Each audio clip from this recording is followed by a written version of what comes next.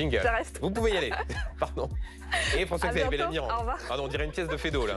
Mais en fait, tout va bien. Au revoir. Salut François-Xavier. Salut Valérie. Ça va? Ça va et toi? Oui, merci. Ah, Bonjour à tous. tutoiement et serrage de main. Il a fallu attendre la fin de cette émission pour qu'il y ait une telle interaction entre vous, François-Xavier Bellamy, la candidate de la majorité. Certains en tireront peut-être des conséquences politiques. Oh bah non, c'est très malheureux parce que la vérité c'est que je crois qu'on peut être opposé politiquement et avec Valérie Hayer on est très opposés politiquement et pourtant se respecter, se parler, ça s'appelle la démocratie en fait. Bonjour donc. Bonjour. François-Xavier Bellamy, dans notre sondage est là pour BFM TV et La Tribune, vous êtes en difficulté, 6,5%, c'est-à-dire en dessous du score que vous faisiez en 2019. On vous a vu tout au long de cette campagne faire ce qu'on appelle des coups. Devant Sciences Po, après le débat entre Gabriel Attal et Jordan Bardella. Certains disent que vous êtes un peu sorti du costume de bon élève. Visiblement, ça ne suffit pas quand on regarde les sondages.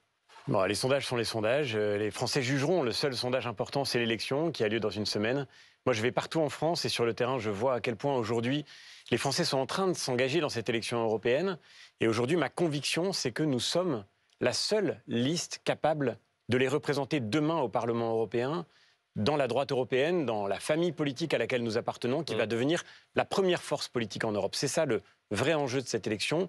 Moi, je ne doute pas un instant que les Français vont comprendre la question qui leur est posée. Le sujet n'est pas la répétition d'un éternel deuxième tour entre M. Macron et Mme Le Pen. Le sujet, c'est celui de qui va défendre les Français demain au Parlement européen. François-Xavier Bellamy, l'ancien président Nicolas Sarkozy, a dit dans les colonnes du Figaro avoir beaucoup de sympathie à votre égard. Bon point. Moins bon point, il ne révèle pas son vote. Je ne suis pas sûr que ça penche en votre faveur. Ouvrez les guillemets, le rétrécissement de notre famille, donc la droite, est un contresens politique autant qu'historique. Est-ce que vous espérez quand même avoir son vote à Nicolas Sarkozy? Moi, je respecte le fait que le président de la République, un ancien président de la République, ne souhaite pas s'engager dans la politique électorale et dire pour qui il votera. C'est un coup dur quand même, c'est une autorité morale à droite.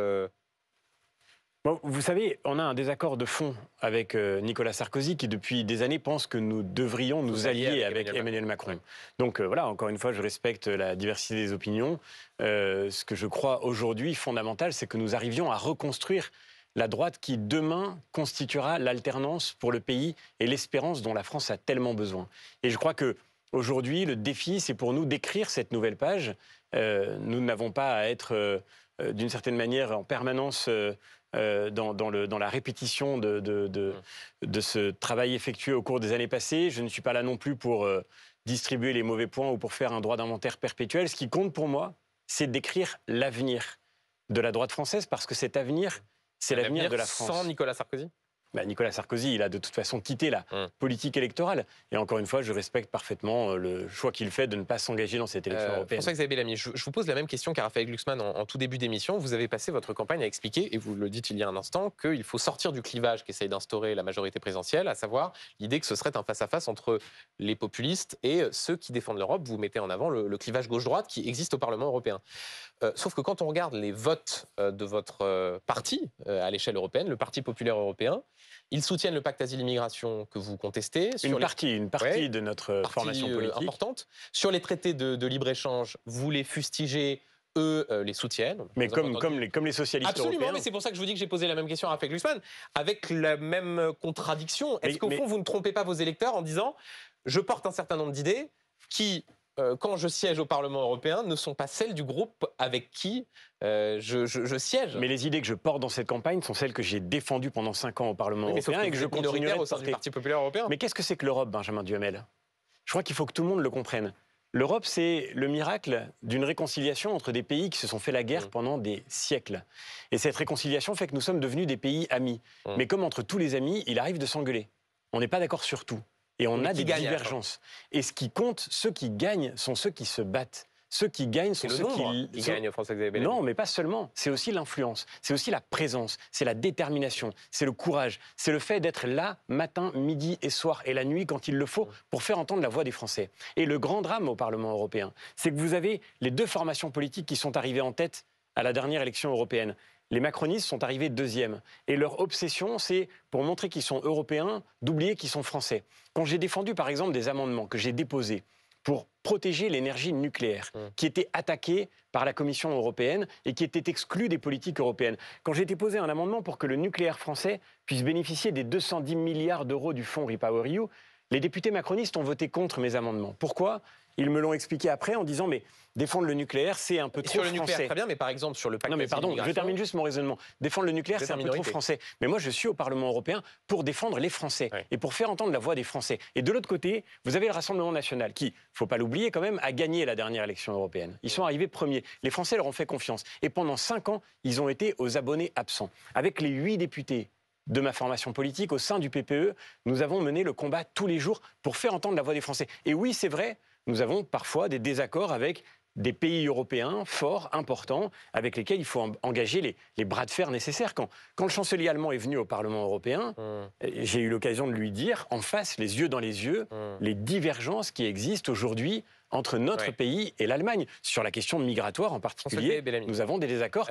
Et je crois que le sujet de cette élection européenne, c'est d'envoyer demain au Parlement européen le plus de députés de combat. Parce que c'est bien de dire des choses pendant les campagnes, c'est mieux de faire en sorte qu'elles soient entendues pendant 5 ans. Sur l'Ukraine, François-Xavier Bellamy, après la France, l'Allemagne et les États-Unis ont autorisé les Ukrainiens à utiliser des armes occidentales pour frapper des bases militaires en Russie d'où sont tirés des missiles. Est-ce que vous soutenez cette idée ? Est-ce qu'il faut autoriser les Ukrainiens à utiliser ces armes occidentales, même s'il s'agit de frapper des bases militaires en Russie ? Vous savez, aujourd'hui, je crois que notre premier devoir, c'est de garantir que nous apportons aux Ukrainiens le soutien matériel dont ils ont besoin. Et la France, de ce point de vue-là, est malheureusement très en retard. Mais ce n'est pas la question que je vous pose. Ben oui, mais c'est quand même ma réponse. Oui, mais ce n'est pas la question que je vous pose. Oui, mais c'est quand même ma réponse. Est-ce qu'il faut autoriser les Ukrainiens à utiliser des armes occidentales pour frapper des bases militaires en Russie ? Vous savez très bien d'où vient votre question. C'est-à-dire que le président de la République, qui passe son temps, parce qu'il n'est pas à la hauteur sur l'aide concrète que nous devons aux Ukrainiens aujourd'hui, le président de la République passe son temps à lancer des débats dans l'actualité. Il y a eu le sujet de l'envoi des... Bellamy, c'est une demande des Ukrainiens qui disent, le patron de l'OTAN l'a dit, les Allemands, les États-Unis ont suivi, les Ukrainiens demandaient à pouvoir utiliser des armes occidentales pour frapper des bases militaires en Russie. Mais Est-ce qu'il faut les autoriser à le faire ? La première demande des Ukrainiens, c'est qu'on leur livre les armes, les matériels, les munitions dont ils ont... répondre à cette question ? Non mais moi je suis plutôt défavorable à cette idée, mais je vous redis, ma première réponse, c'est que notre devoir, c'est d'apporter concrètement aux Ukrainiens de pouvoir frapper des bases militaires parce que je crois que le premier sujet pour nous, c'est de garantir que l'Ukraine ait les moyens de se défendre. Et se défendre, ça veut dire aujourd'hui, j'ai été avec le général Gomard, qui est le numéro 3 de Notice, qui est l'ancien patron des forces spéciales françaises, visiter une usine d'armement il y a quelques semaines qui fabrique des véhicules blindés. C'est des véhicules qui sauvent des vies en Ukraine tous les jours sur le terrain. Et aujourd'hui, les gens qui font tourner cette usine nous disaient...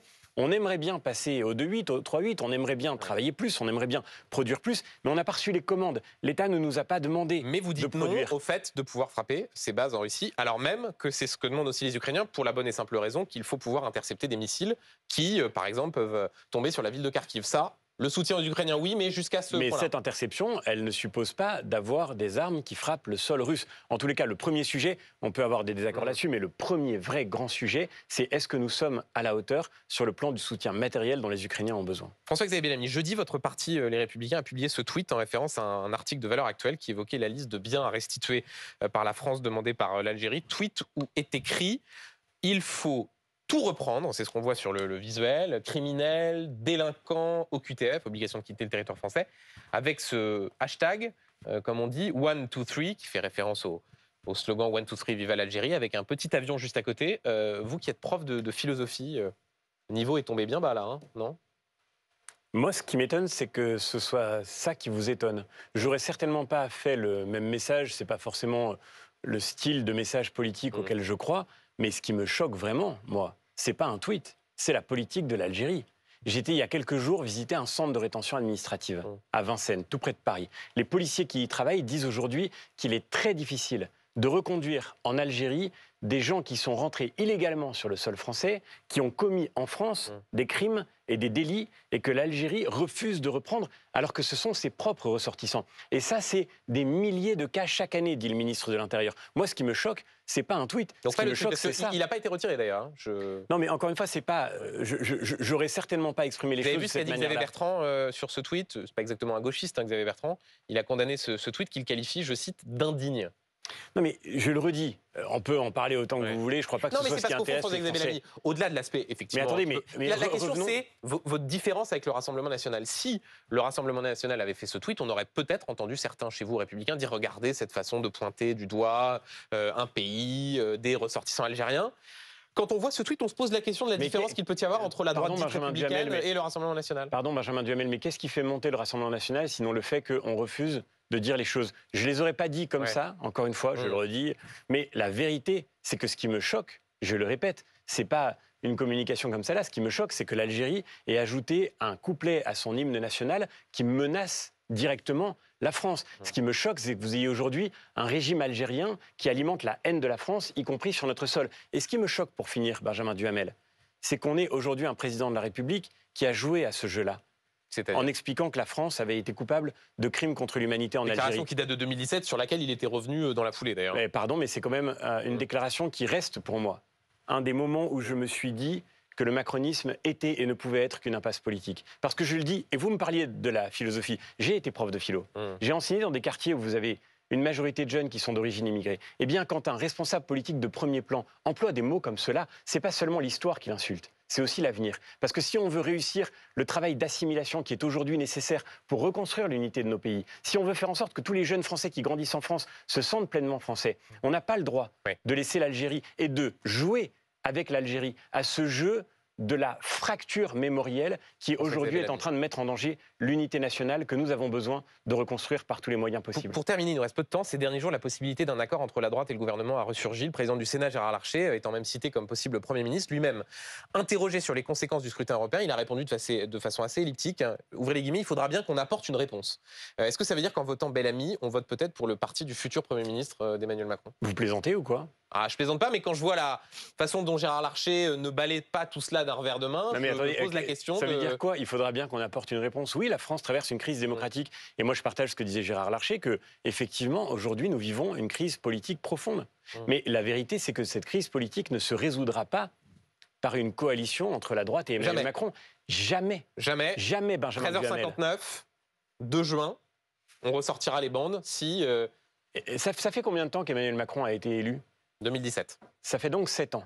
Ça fait 7 ans que les gens qui sont aujourd'hui au sein de cette famille politique auraient pu basculer. Certains l'ont fait d'ailleurs. Ils sont partis. Ceux qui ont choisi l'opportunisme, ils ont été du côté du pouvoir. Ceux qui sont restés, au contraire, sont ceux qui sont constants, fidèles, loyaux et qui savent que le devoir de cette famille politique, c'est de rester dans l'opposition à Emmanuel Macron pour pouvoir reconstruire demain un débat démocratique qui soit digne de ce nom et rendre à la France l'espérance dont elle a besoin. Merci beaucoup François-Xavier Bellamy d'avoir été le